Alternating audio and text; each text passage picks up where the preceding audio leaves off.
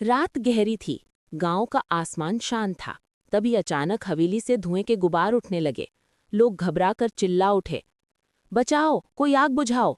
और साथ ही बच्चों की चीखें बाहर तक सुनाई देने लगी। मोहल्ले वाले दौड़े। कोई बाल्टियों में पानी फेंकने लगा तो कोई भगवान को याद कर रोने लगा। लेकिन आग भयंकर थी। किसी की हिम्मत नहीं पड़ रही थी कि अंदर जाए। तभी गश्त पर निकली महिला पुलिस की सिपाही सुनीता चौधरी वहां पहुंची। उसने हालात देखे और तेज आवाज में बोली, हटो सब, बच्चों को मैं बचाऊंगी, पीछे रहो। भीड़ चौंक कर उसके चेहरे की ओर देखने लगी।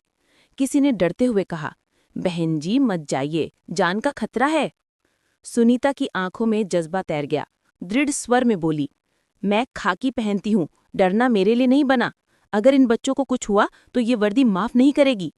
उसके शब्दों में ऐसा भरोसा था कि लोगों ने रास्ता साफ कर दिया। वो झटपट पास की बाल्टी से कपड़ा गीला कर चेहरा बांधती है और दरवाजे पर जबरदस्त किक मारती है।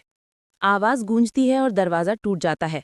अंदर धुआं, आग की चटचटाहट, सब कुछ दहशत से भरा हुआ। वो खांसते हुए भी आवाज लगाती है, बच्चों, आवाज दो, कहाँ हो? भीतर से धीमी रोने की आवाज आती है। दो सहमे हुए बच्चे कोने में डुबके होते हैं। सुनीता दौड़कर उन्हें बाहों में भर लेती है। डरो मत, अब सब ठीक है, चलो दीदी के साथ। लेकिन सामने देखती है तो आग दरवाजे का रास्ता रोक चुकी थी। सुनीता अपने हाथों से खिड़की की ग्रिल पकड़ती है, जोर लगाती है। पसीना और धुआं आंखों में घुल जाते हैं, फिर भी छोड़ती नहीं। एक झटके के साथ ग्रिल टूट जाती है। वो बच्चों से कहती है, कसकर पकड़ो, पहले तुम बाहर जाओगे। और एक एक करके बच्चों को बाहर फेंक देती है। बाहर लोग हाथ फैलाकर चिल्लाते हैं, पकड़ लिया, बच्चे सुरक्षित हैं।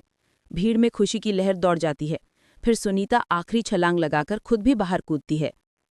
भीड़ तालियों और नारों से गूंज उठती है, जय हो सुनीता बहन जी की, पुलिस जिंदाबाद। लोग बच्चों को गले लगाते हैं। आंसुओं में मुस्कान घुल जाती है।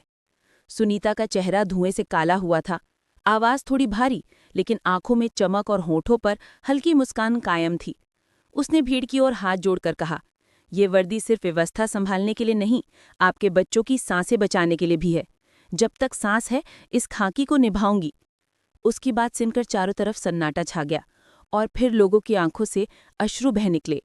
उस दिन गांव ने महसूस किया कि पुलिस वर्दी सिर्फ कानून की नहीं, इंसानियत की असली रखवाली है।